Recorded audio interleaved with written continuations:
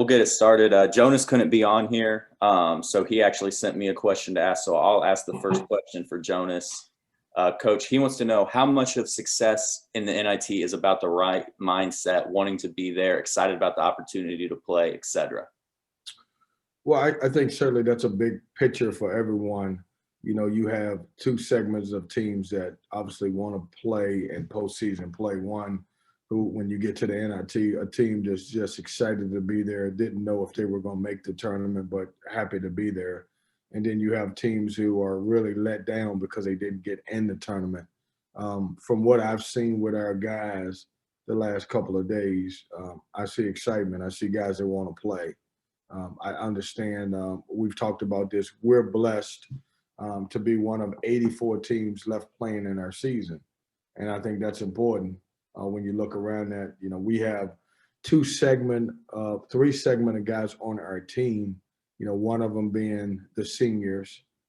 Those two guys obviously getting the chance to play, and then you have a middle segment with Jericho and Manny, and then the bulk of our team are freshmen. And so for us, it's really the experience of getting those guys have to have an opportunity to play. When you look at us, I think we played 23 games this year. We would normally play 31. And so when you look at that, we missed 8 games. And so for us, it's a little bit of everything, giving our seniors a chance to play, the middle guys some experience and opportunity to play, and really for our young guys being able to get the experience of playing in postseason.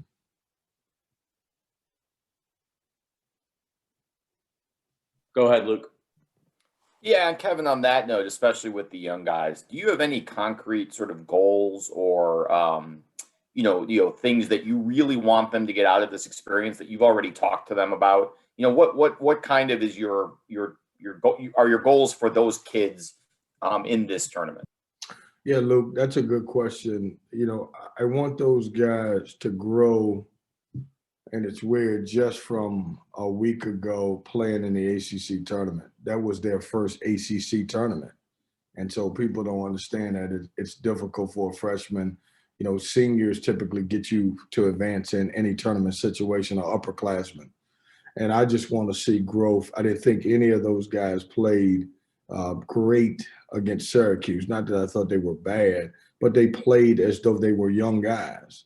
And so I want to see the growth because as we move forward, as we advance, you want to see that. So the next opportunity that they have next year to be able to play in some postseason, whether it becomes the ACC tournament or NCAA, they've already had that under their belt. Like, you can't teach them what they've never been through. And so with these guys, it's new to them. And so I just want them to grow from even what they did at the one game we played in the ACC tournament. Go ahead, JB. Hey, Coach, appreciate you taking out the time. I just have a simple question in regards to how you can use the NIT when it comes to recruiting. Well, I think it's important that you understand that it's a lot of teams not playing. I don't know what the exact number of Division I want to say, and I'm guessing on this 353 teams, and as we talked about, 84 teams are still playing. And then people get a chance to still watch us play on television on Thursday, and to see, you know, the system that we play, to see how we, you know, I interact with our guys more so than anything. So I think I think anytime you're playing, I've said this all along, we were fortunate to even have a chance to play this year. We didn't even know if we were going to play a full season. We didn't know if we were going to play 1 or 2 games. And then we ended up getting the majority of the games in, and then obviously playing in the ACC tournament and us playing in NIT. So I think that helps with recruiting, knowing that your team has a chance to play in some postseason. Go ahead, Justin. Coach, when I asked you about the NIT after the ACC tournament. Hey, just so you guys know, too, I'm sorry, Justin, this is not a beer. This is water in a can, just so everybody wouldn't. It looked like an old Tuffy, Coach. I know it, but I just want to make sure that I don't even drink, so you know that. I don't need anybody reporting. Coach had a nice beer up in Texas. This is a water. Fair enough. Well, I'm sorry, Justin. Go ahead. No problem. I was going to ask you about, after the ACC tournament, you said you were unsure whether or not you'd go to the NIT. There were some things to talk about. So could you kind of walk us through what those discussions were like once you got back to Raleigh and what led to your decision to accept an NIT bid? Yeah, so we had a day off when we got back, and I just wanted those guys just to get away from the tournament. I didn't want to have a conversation with anyone until the next day, the day after the tournament, second day after we got back, and we just really I had a good talk with Jericho Helms and DJ Funderburg and Manny Bates and Braxton Beverly, and those were the guys who've had the biggest voice in the locker room this entire year, obviously, especially since Devin wasn't around. And I wanted to get a feel or a temperature for those guys, what they thought about advancing. We talked about, hey, there's a possibility if we were fortunate enough to get picked to play into the NCAA, yeah, we're excited. But will there be the same excitement if it's not the NCAA? And all four of those guys actually said yes. And I doubled back with them 2 days later just to make sure. And I did it individually because I didn't want to do it as a group, because I didn't want those guys to think that, I didn't want the pressure to come from me or them to hear how I felt about it. And each one of those guys said yes. And then I did a Zoom actually after that to put all three of those guys, DJ wasn't available at that time, to get them back on just to make sure we were still on the same page before we said yes. And Coach, as a quick follow-up, you look at the last NIT champion being Texas. Fast forward 2 years, they win the Big 12 tournament, and they're a 3 seed in the NCAA. Do you think there's a difference between postseason experience and regular season experience? And is this something that could help the program grow to where it really wants to be in the coming years? In our case, I do, because we have so many young guys. If we were taking a bunch of seniors and playing in the NIT, I'm not sure that would help us in the following year. But we have so many.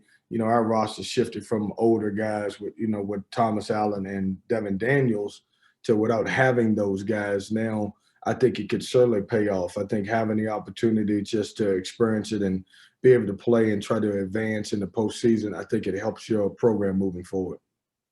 Thank you. Go ahead, Brett.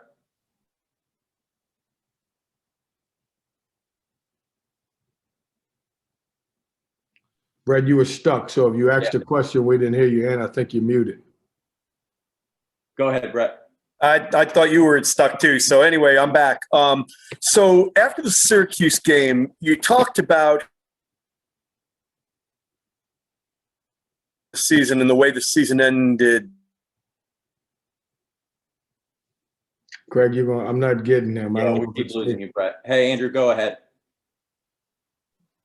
Kevin, I don't believe that Davidson is a team that you guys have had a chance to play in your tenure. Forgive me if I'm wrong, but how exciting is that to get to play an in-state opponent like that in a postseason tournament like this?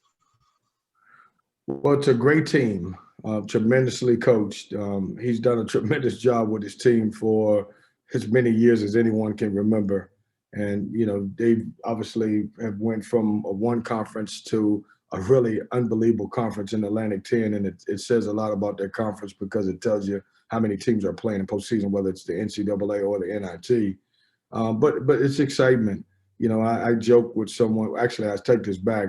My wife, Georgette, joked, man, we don't even have to go all the way to Dallas for the first round game. Why don't we just call them and play a neutral court game somewhere and then, report that one and then advance on or, whatever happens. And so I think it's cool. They've got a really good basketball team. Everyone who I've spoken to has talked about, they think that they're one of the best teams, or if not the best team in the Atlantic 10 this year. But, they've had pauses that, certainly didn't work in their favor, just as everyone else has. And it's a really tough team. It's a tough opponent, but I'm excited about having a chance to play it. Go ahead, Mark. Kevin, kind of building off Justin's question about the decision to play, did you have to get any kind of assurances from the NIT about how this was going to be facilitated, that you felt comfortable bringing your guys down there? Yeah, I just, we were having conversations, Mark, back and forth. Our administrators were about what the NIT looked like this year. If you guys remember at the end of Syracuse game, one of the questions I asked is, I want to know how it's going to be. I wanted to make sure that it was going to be a first-class experience for our guys.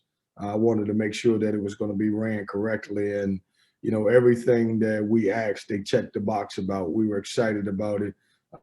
It's going to be the same tournament that it's been before, except it's at a neutral court and it's less teams. And when you look at the field, when you look at those 16 teams, at some point, all 16 of those teams, including us, were on the board somewhere for the NCAA. So it's a really good tournament.